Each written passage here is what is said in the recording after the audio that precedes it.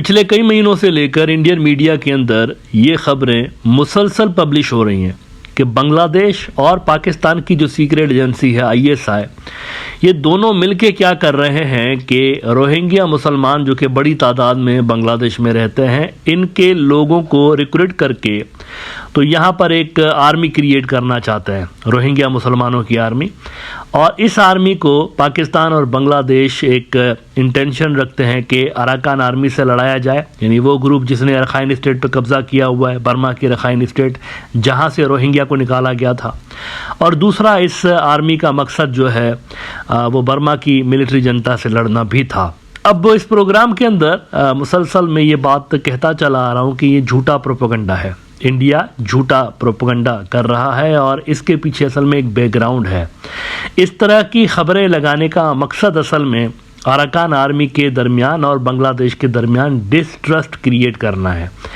और at the same time जब ये खबरें इंडियन मीडिया लगा रहा था तो at the same time India खुद भी अप्रोच कर रहा था अराकान आर्मी को और उनके साथ वर्किंग रिलेशंस इस्टेब्लिश करने की कोशिश कर रहा था। अगर आप राइटर्स को देखें, सितंबर 2024 की उनकी ये खबर है, ये शेख हसीना के इक़्तिदार से धपड़दूस होने के बाद की डेवलपमेंट है। राइटर्स ने कहा था कि India extends unprecedented invite to Myanmar's anti junta forces sources से, यानी जो रेबल ग्रुप्स हैं उनसे पहले इंडिया बात नहीं करता था, लेकिन अब उन्होंने बातचीत करना शुरू की हुई थी, इंक्लूडिंग अराकान आर्मी। तो यहाँ से इनका मीडिया लगा हुआ था इंडिया का झूठी खबरें लगाने में कि पाकिस्तान और बांग्लादेश मिलकर एक फोर्स बना रहे हैं रोहिंग्या मुसलमानों की, और ये anti Arakan army anti military जनता फोर्स है। और एट द सेम टाइम खुद लगे हुए थे डायलॉग करने के लिए इन ग्रुप्स के साथ और यहाँ पर अपना इन्फ्लुएंस बढ़ाने की ये कोशिश कर रहे थे। अच्छा, उन रिपोर्ट्स में से एक मैं आपके साथ यहाँ शेयर कर देता हूँ। India.com में जनवरी में रिपोर्ट किया गया, India on alert after Pakistan start supplying weapons to Rohingya, ISI expands network in Bangladesh. Pakistan influence in Bangladesh has significantly increased after the fall of the Sheikh Hasina government in August. इसमें अगर आप नीचे पढ़ेंगे तो इसी तरह की डिटेल्स मेंशन्ड है। नाउ, जैसे कि मैंने कहा कि ये जो तमाम झूठी खबरें थी इंडियन मीडिया के अंदर, ये बाय डिज़ाइन फैलाई जा रही थी और इनका मकसद असल में डिस्ट्रस्ट क्रिएट करना था बांग्लादेश के दरमियान और मिलिट्री जनता के दरमियान और बांग्लादेश और अराकान आर्मी के दरमियान। लेकिन इन तमाम झूठी खबरों का ग्राउंड पे कुछ असर नहीं पड़ा और एक बड़ी डेवलपमेंट आज हुई है कि अराकान आर्मी वाले जो हैं उनके साथ बांग्लादेश की सरकार के एक तरह से ऑफिशियली डायलॉग्स स्टार्ट हो चुके हैं। और ये जो टॉक्स हैं किसने इनिशिएट करवाए हैं? यूनाइटेड नेशंस ने।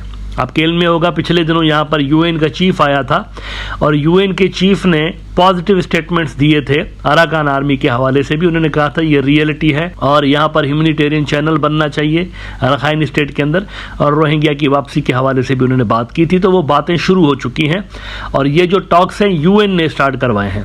न्यू एज बांग्लादेश ने रिपोर्ट किया है, Bangladesh government initiates talks with Arakan army, यानी वो जो डिस्ट्रस्ट क्रिएट करने की कोशिशें की जा रही थी झूठी खबरें लगा के कि यहाँ बैकग्राउंड में कुछ हो रहा है, पाकिस्तान भी है और बांग्लादेश पाकिस्तान मिलके कोई मिलिट्री बना रहे हैं अराकान आर्मी को धपड़दूस करने के लिए, वो तमाम जो प्रोपेगेंडा था वो धपड़दूस हो गया, डस्टबिन में चला गया।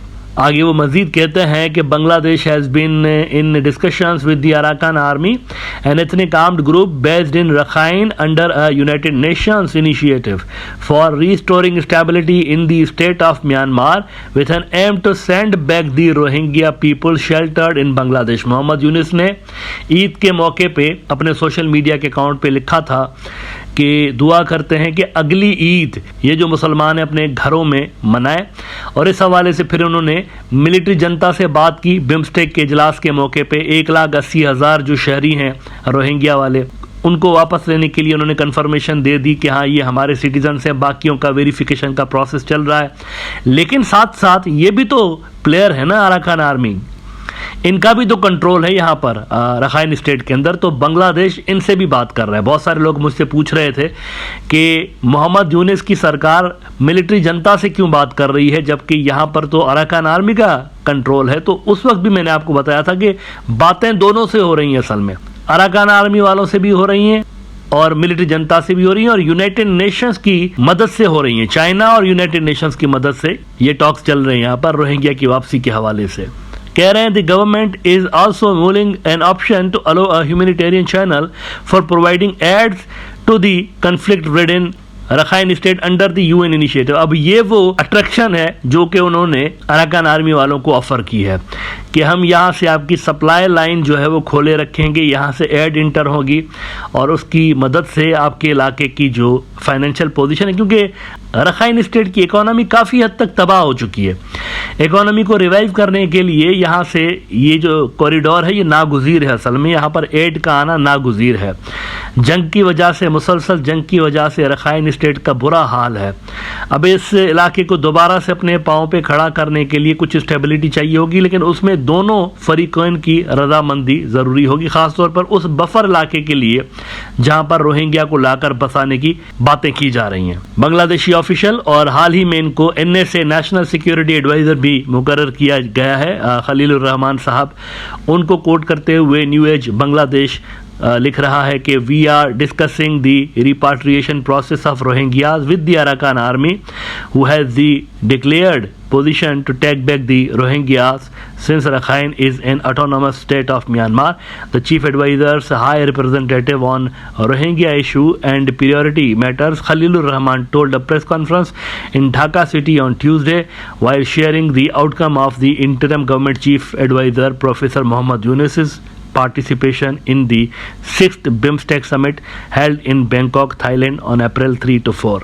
तो ये बड़ी डेवलपमेंट है और इंटरेस्टिंगली यहाँ पर कहीं पर भी इंडिया आपको नज़र नहीं आ रहा। ये जो तमाम चीज़ें हो रही हैं, इसमें अराकान आर्मी है, इसमें मिलिट्री जनता है, इसमें यूनाइटेड नेशंस है, इसमें चाइना है, इसमें इंडिया नहीं है, बिकॉज इंडिया का रोल है नहीं यहाँ पर दूर दूर तक।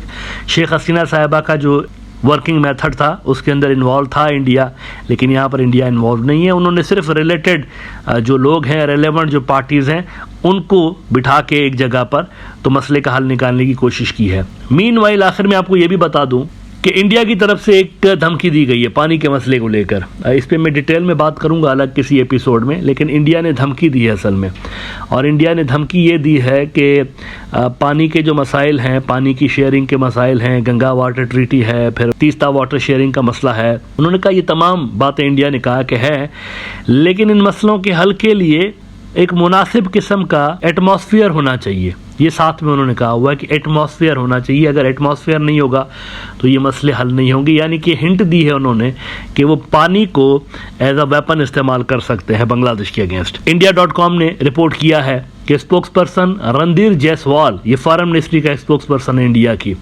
Randhir Jaiswal noted that both countries share 54 rivers including the Teesta and Ganga, and that there is an existing dialogue platform called the Joint River Commission to handle such matters.